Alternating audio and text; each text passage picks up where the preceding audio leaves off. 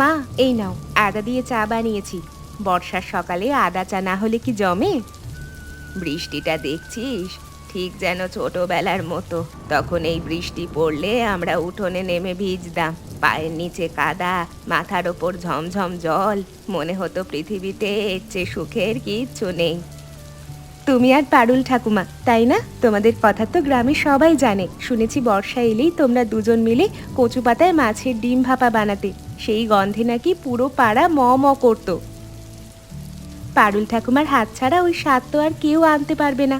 তুমি নিজেই তো সব সময় বলতে পারুলের হাতে যেন মায়া আছে, তাই ওর রান্না এত মিষ্টি লাগে। যাক যাক, ওসব কথা থাক, পারুলের কথা আর বলিস না। চাটা ঠান্ডা হয়ে যাচ্ছে। মা, তুমি মুখে বলছো থাক, কিন্তু তোমার চোখ দুটো তো বলে দিচ্ছে সব। আমি কি বুঝি না? তুই বড্ড বেশি বুঝিস মিতালি। চাটা খেতে দে তো চুপচাপ, সকাল সকাল এত কথা বলতে নেই।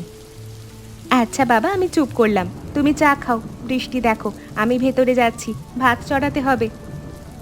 যা যা, আর শোন, একটু গুড় দিয়ে মুড়ি মেখে আনবি। বৃষ্টির দিনে গুড় মুড়ি ছাড়া বসে থাকা যায় না। বৌদি, হরিমণি ঠাকুমা কেমন আছে? সকাল থেকে বৃষ্টি দেখে মনটা খারাপ নাকি? খারাপ বলবো না, তবে চুপচাপ বসে আছে। জানিস তো, বর্ষা এলেই ওর পারুল ঠাকুমার কথা মনে পড়ে। দুজনে মিলে কচু পাতায় মাছের ডিম বানাতো, বর্ষার গান গাইতো। সেসব এখন স্মৃতি হয়ে গেছে। আমি ছোটবেলা থেকে দেখে আসছি, দুজন একসাথে গল্প করতো, পিঠে বানাতো, হাসাহাসি করতো। গত বছর সেই রান্নার প্রতিযোগিতায় কি হলো বৌদি? আমি তো পুরো ব্যাপারটা জানি না, সবাই এক এক রকম বলে। আরে কিছুই না, গ্রামের মেলায় রান্নার প্রতিযোগিতা হতো। দুজনেই কচু পাতায় মাছের ডিম ভাপা বানিয়েছিল। বিচারকেরা পারুল ঠাকুমাকে প্রথম দিল। আমাদের শাশুড়ি ভাবলেন পারুল নাকি বিচারকদের আগে থেকেই খাইয়ে রেখেছিল। সেই থেকে কথা বন্ধ। একটা হালকা ভুল বোঝাবুঝি, কিন্তু দুজনের অভিমান এত শক্ত যে কেউ আগে বাড়ে না। এত বছরের বন্ধুত্ব একটা হালকা কথায় ভেঙে গেল, এটা তো ঠিক না বৌদি। দুজনেই তো কষ্ট পাচ্ছে, কিন্তু কেউ মুখ খুলছে না। আমরা কিছু করতে পারি না? পারি হয়তো, কিন্তু সাবধানে করতে হবে। দুজনেই জেদি, জোর করলে আরও শক্ত হয়ে যাবে। দুজনেই তো একই কথা বলবে, কেউ না কেউ তো আগে বাড়বে। আচ্ছা বৌদি, আমি একটু ভাবি কিছু একটা করা যায় কিনা। ও হরিমণি মাসিমা, টাটকা রুইয়ের ডিম এনেছি। এই বর্ষায় রুই মাছের ডিম না খেলে কি চলে? সকালে নদী থেকে ধরা, একদম তাজা। কত দাম রে গোকুল? বেশি দাম হলে কিন্তু নেব না। তোরা এখন ডিমের দাম এত বাড়িয়ে দিয়েছিস যে সাধারণ মানুষ কিনতে পারে না। আরে মাসিমা, তোমার কাছে কি বেশি দাম নেব? তুমি তো আমার মায়ের মতো। ছোটবেলায় তুমি আর পারুল মাসিমা মিলে আমাকে কচু পাতার ভাপা খাওয়াতে, সেই স্বাদ আজও ভুলতে পারি না। আচ্ছা মাসিমা, এবার কি বানাবে সেই ভাপা? পারুল মাসিমাকেও দিতে হবে কিন্তু, উনি তো ডিমের ভাপা ছাড়া বর্ষা কাটাতে পারেন না। পারুলের কথা তুই কেন তুলছিস? আমি নিজেই বানাবো, ওর দরকার নেই। ডিমটা দে, কত হলো বল। মাসিমা একটা কথা বলি, পারুল মাসিমাকে গতকাল দেখলাম বাজারে একদম চুপচাপ, কারোর সাথে কথা বলছে না। আগে তো মাসিমা বাজারে গেলে সবার সাথে হাসি ঠাট্টা করতো, গোটা বাজার মাতিয়ে রাখতো। গতকাল দেখে মনে হলো মানুষটা যেন শুকিয়ে গেছে ভেতর থেকে। শুকিয়ে যাবে না তো কি হবে? একা একা থাকে, রান্না বান্না করে, খায়। আগে তো আমরা দুজন মিলে সব করতাম। এখন যাকগে, ও সব কথা থাক। ডিমটা কত করে দে বল। 60 টাকা হাফ কেজি মাসিমা। আর তোমার জন্য 50 করে দিচ্ছি, কিন্তু একটা শর্ত, বানালে আমাকেও এক পাত দেবে কিন্তু। আচ্ছা, দেবো দেবো, এখন ডিমটা দে। আজ আমি নিজেই বানাবো কচু পাতায় মাছের ডিম ভাপা। দেখ, সব উপকরণ তো ঠিকঠাক আছে। সরিষা বেটেছিস? হ্যাঁ মা, সব রেডি। তুমি শুরু করো, আমি পাশে থাকবো, কিছু লাগলে বলো। সরিষা, হলুদ, লঙ্কা, একটু নুন, এগুলো তো জানি। কিন্তু কচু পাতায় মুড়ে বাঁধাটা পারুল যেন কিভাবে করতো রে। ওর একটা কায়দা ছিল। পাতাটা ভাঁজ করে সুতো দিয়ে বাঁধতো, ভাপ দিলে পাতা ফাটতো না। সেটা আমার মনে পড়ছে না। ওই কৌশলটা ওরই ছিল। মা, পারুল ঠাকুমা ছাড়া ওই কায়দা তো আর কেউ জানে না। তুমি কত বছর ধরে ওর সাথে মিলে বানিয়েছো, তবু ওই বাঁধার কৌশলটা তুমি ওকেই করতে দিতে। এবার কেন নিজে একবার ওকে ডেকে দেখো না। ডাকবো না, ও আগে আসুক। আমি তো কিছু করিনি, ওই তো রাগ করে গেছে। মা, তুমি বলো ও রাগ করে গেছে, ও বলে তুমি রাগ করেছো। এভাবে কি চলে? কেউ না কেউ তো একটু নরম হবে। ও, ওই পারুল না থাকলে এই বয়সে সব ভুলে যায়। দেখ না, ডিমটা মাখানো হলো কিন্তু পাতায় মোড়ানো যাচ্ছে না ঠিক মতো।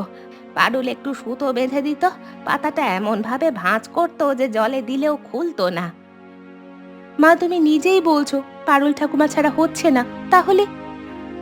তাহলে আর কি, এবার পাতা ছাড়াই বানাবো, হাঁড়িতে দিয়ে ভাপা দেব, স্বাদটা তো একই হবে। মা, হাঁড়িতে আর কচু পাতায় দুটো এক হয় নাকি? কচু পাতার একটা আলাদা গন্ধ থাকে, সেটা হাঁড়িতে আসবে না। জানি জানি, সব জানি, কিন্তু কি করব বল? ডাকতে গেলে মনে হয় আমি দুর্বল হয়ে যাচ্ছি। আমি কেন ডাকবো? ওই তো বিচারকদের। মা, ওই কথা আর বলো না, ওটা তোমার ভুল বোঝাবুঝি ছিল, তুমি নিজেও জানো। জানি, কিন্তু মুখে স্বীকার করতে লজ্জা লাগে। মিতালি, মিতালি, বুড়ো বয়সে অভিমানটা আরো শক্ত হয় জানিস।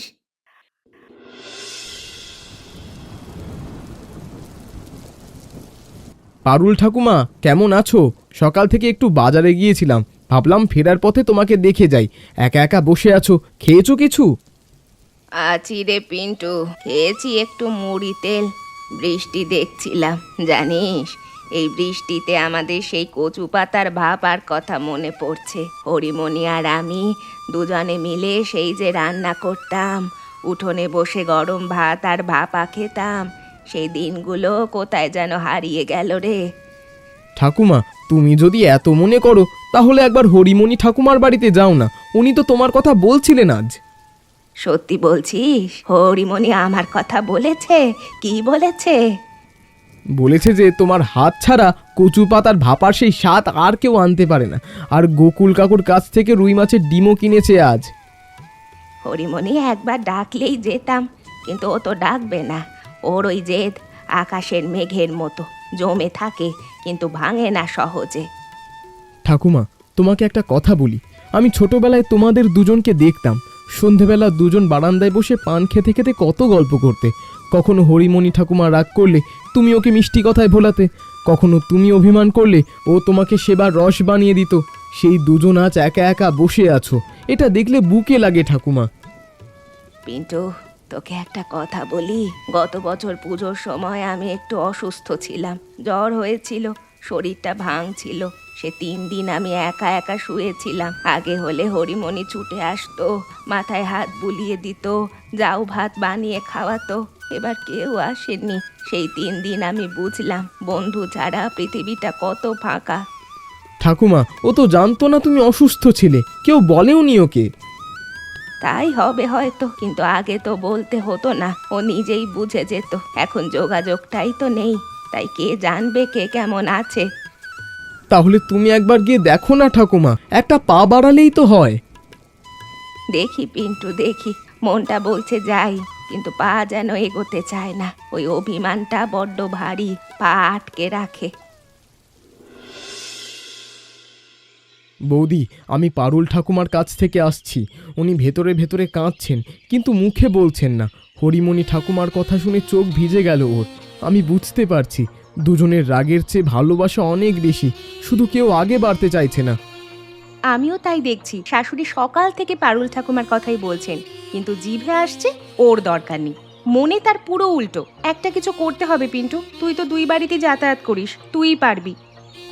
আমার একটা আইডিয়া আছে বৌদি, আমি পারুল ঠাকুমাকে বলেছি হরিমণি ঠাকুমা তোমার কথা বলেছিল, আর হরিমণি ঠাকুমাকে বলবো পারুল ঠাকুমা বলেছে তোমাকে ছাড়া বর্ষার রান্না জমে না, দুদিক থেকে একটু ঠেলা দিলে হয়তো মিলে যাবে।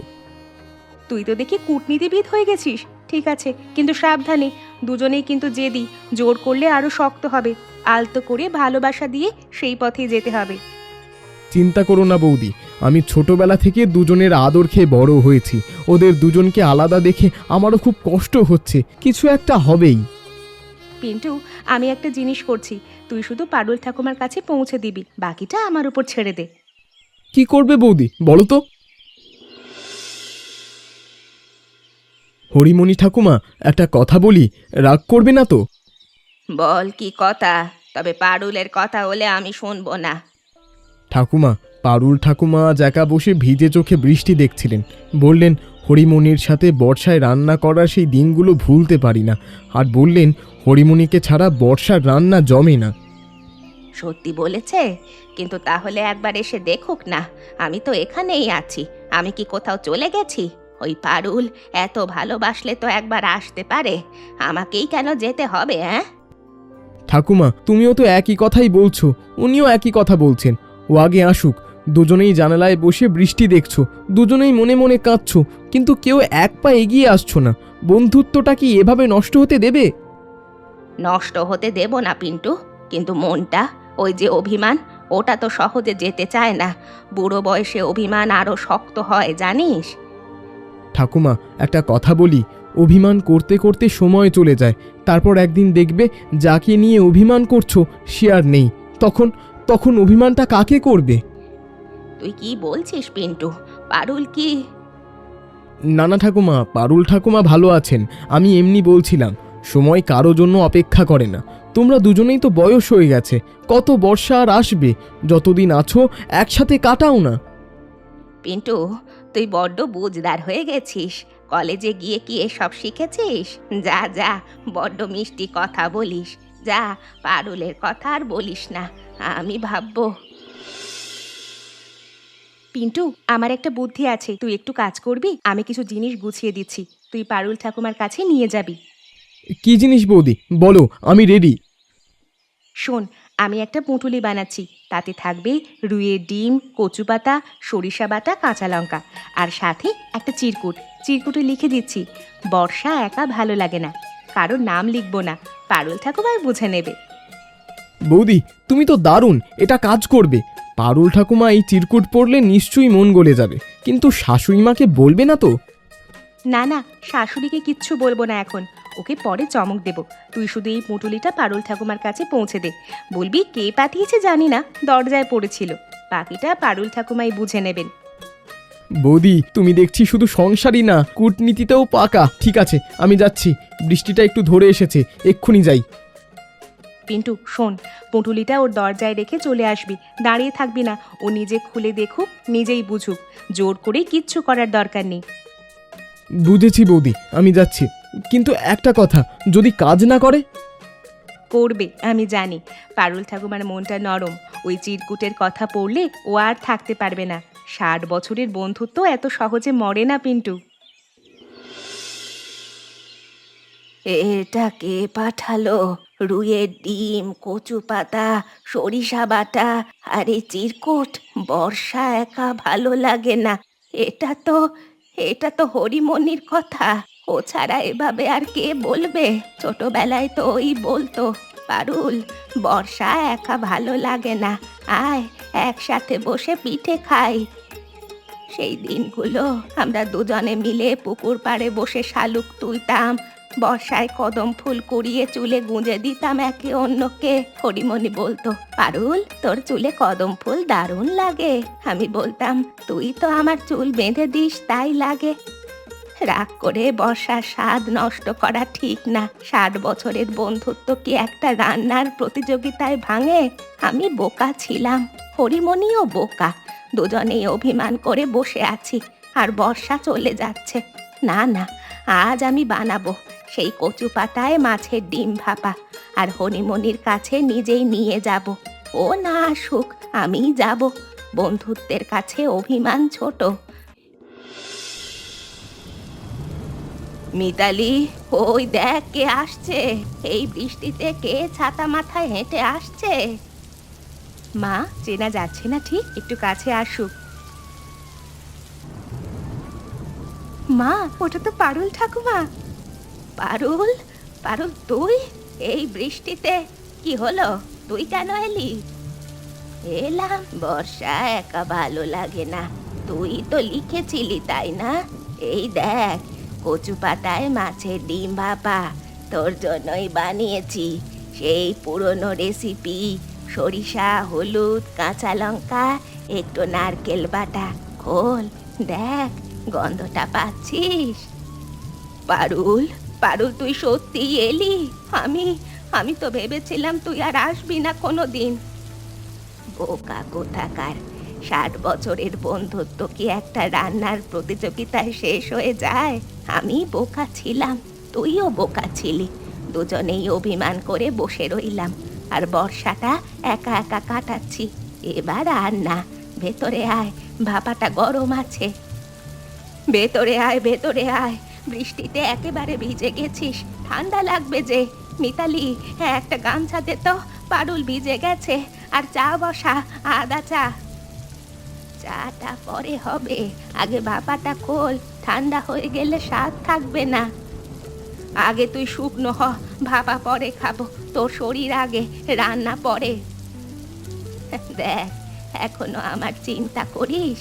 রাগ করেছিলি, তবু চিন্তা করিস। এই জন্যই তো তুই আমার হরিমণি। পারুল, আমাকে ক্ষমা করে দে। সেদিন আমি যা বলেছিলাম সেটা ঠিক হয়নি। তুই বিচারকদের খাইয়ে রেখেছিলি, এটা বলা আমার একদম উচিত হয়নি। তোর রান্না সত্যিই ভালো ছিল, তুই জেতার যোগ্য ছিলি। আমি হিংসে করেছিলাম পারুল। তুই আগে ক্ষমা চাইলি? আমি তো ভেবেছিলাম আমাকে আগে বলতে হবে। শোন হরিমণি, সেদিন আমিও তোকে কম বলিনি। বলেছিলাম তোর রান্নার থেকে আমার রান্না ভালো, এটা সবাই জানে। সেটা বলা আমার উচিত হয়নি। আমরা দুজনেই ভুল করেছি। বন্ধুত্বের কাছে রান্নার জিত হার কিছুই না রে পারুল। এত বছর একসাথে কাটিয়েছি, সুখে দুঃখে, বর্ষায় শীতে। একটা রান্নার প্রতিযোগিতা কি এত বড় যে আমাদের বন্ধুত্ব ভাঙবে? না, ভাঙেনি। অভিমানটা ছিল, কিন্তু বন্ধুত্ব তো অক্ষত আছে। তুই জানিস এই 1 বছর তোকে ছাড়া আমার কেমন কেটেছে? বর্ষায় কচু পাতার ভাপা বানাতে মন চায়নি, পিঠের সময় একা একা বসে থেকেছি। তোকে ছাড়া সবই ফিকে লাগে। আমারও তাই। জানিস, আজ সকালে রান্নাঘরে গিয়েছিলাম ভাপা বানাতে, সব উপকরণ সাজালাম, ডিম, সরিষা, পাতা সব, কিন্তু কচু পাতায় মুড়ে রাঁধতে পারলাম না। তোর সেই কায়দাটা আমার আসে না পারুল, তোর হাত ছাড়া ওই ভাপা হয় না। সেই কায়দাটা তো আমার মা শিখিয়েছিলেন। পাতাটা প্রথমে একটু আঁচে ধরতে হয়, তারপর ভাঁজ করলে আর ফাটে না। তুই তো সব সময় বলতি এই কাজটা তুই কর, আমি বাকিটা করি, তাই তুই কোনোদিন শিখিসনি। হ্যাঁ রে, আমি আলসেমি করেছিলাম। ভেবেছিলাম পারুল তো আছেই, শিখে কি করব। এখন বুঝছি সব কিছু শিখে রাখা উচিত, কিন্তু তার চেয়েও উচিত বন্ধুকে ধরে রাখা। আর কোনোদিন না হরিমণি, এবার থেকে প্রতি বর্ষায় একসাথে বসে রান্না করব, গল্প করব আর বৃষ্টি দেখব। তোকে ছেড়ে আমি থাকতে পারি না। এই একটা বছরে সে আমি টের পেয়েছি। এর আগে এত বুঝিনি বন্ধু মানে কি।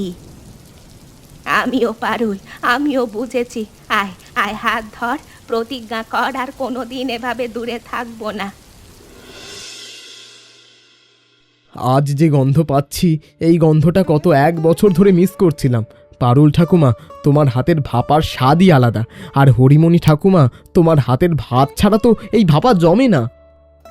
ঠিকই বলেছে পিন্টু, দুজনে মিললে যে স্বাদ হয় সেটা একা একা কোনোদিন আসে না। দুজনের হাতের ছোঁয়া মিলে গেলে রান্নাটাও যেন প্রাণ পায়। মিতালি, তুই আজ ভাতটা দারুণ রেঁধেছিস, একদম ঝরঝরে। আর পারুল, তোর এই ভাপা, হ্যাঁ রে, এই স্বাদ, এই গন্ধ, 1 বছর ধরে এটাই তো মিস করছিলাম। মুখে বলিনি কাউকে, কিন্তু মনে মনে প্রতিদিন ভেবেছি। তুইও তো কিছু কম রাঁধিসনি আজ। এই পেঁয়াজ ভাজাটা তোর স্পেশাল। একটু মিষ্টি মিষ্টি, একটু ঝাল, কেউ এভাবে পারে না। আর এই কাঁচা লঙ্কা ভর্তা, দারুণ। ঠাকুমারা, আমাকে আরেকটু ভাপা দাও না। একটাই কি পেট ভরে? 1 বছরের খিদে মেটাতে হবে তো। পিন্টু, তুই তো 1 বছর ধরে খাসনি, তাই একসাথে সব খেতে চাইছিস। আস্তে আস্তে খা। মিতালি, আমি জানি ওই চিরকুটটা তুই লিখেছিলি, হরিমণি লেখেনি। তুই আর পিন্টু মিলে এই কাজটা করেছিস। ভালো করেছিস মা, নইলে আমরা 2 বুড়ি অভিমান করে করে বর্ষাটাও মাটি করতাম। কি, চিরকুটটা তুই লিখেছিলি মিতালি?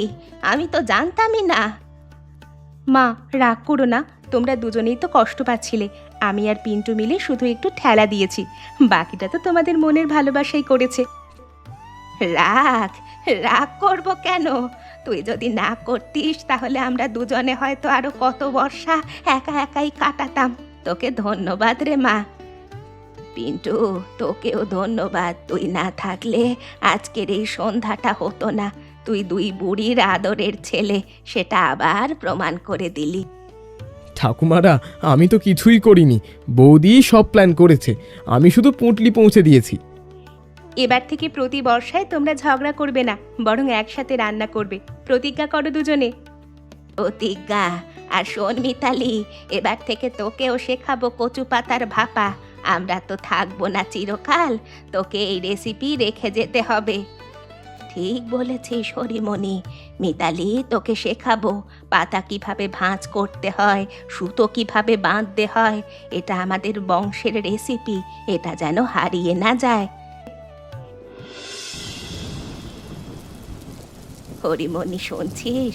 বর্ষা প্রতি বছর আসে, মেঘ করে, বৃষ্টি পড়ে, নদী ভরে ওঠে, মাঠে জল জমে, কিন্তু মানুষের মন যদি ভিজে থাকে ভালোবাসায়, তাহলে অভিমান বেশি দিন টেকে না।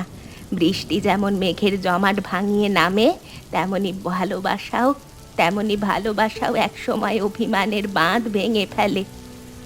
ঠিক বলেছিস পারুল। আর একটা কথা বলি, কচু পাতায় মাছের ডিম থাকলে বন্ধুত্বের স্বাদও যেন আরও মিষ্টি হয়ে যায়। আজ সেই ভাপা খেয়ে মনে হচ্ছে গত 1 বছর আমি যেন ছিলামই না। আজ থেকে আবার শুরু। আচ্ছা হরিমণি, একটা কথা বলি, আমি কিন্তু জানতাম ওই চিরকুটটা তুই লিখিসনি। তাই? কিভাবে বুঝলি?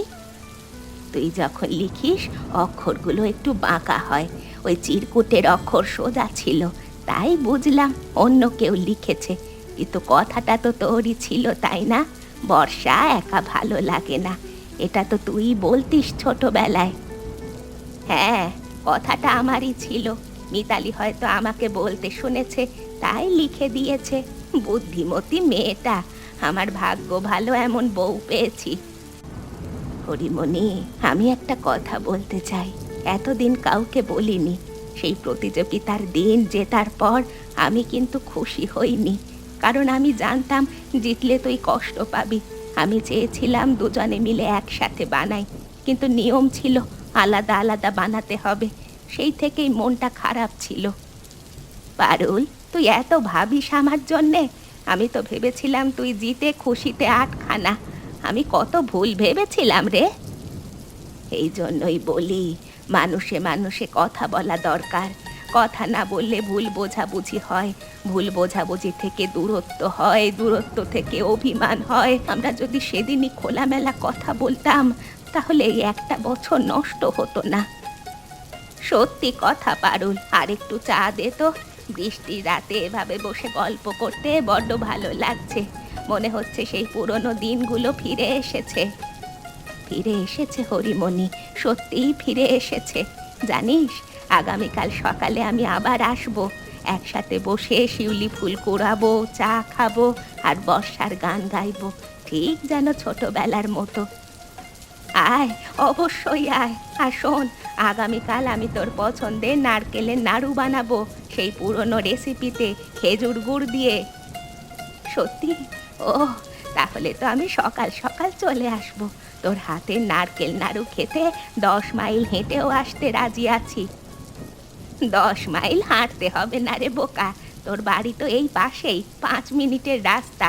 কিন্তু এই 5 মিনিটের রাস্তা পার হতে আমাদের 1 বছর লেগে গেল। আর লাগবে না, এখন থেকে এই 5 মিনিটের রাস্তা প্রতিদিন পার হব। কখনো আমি আসবো তোর কাছে, কখনো তুই আসবি আমার কাছে। প্রতিজ্ঞা? প্রতিজ্ঞা।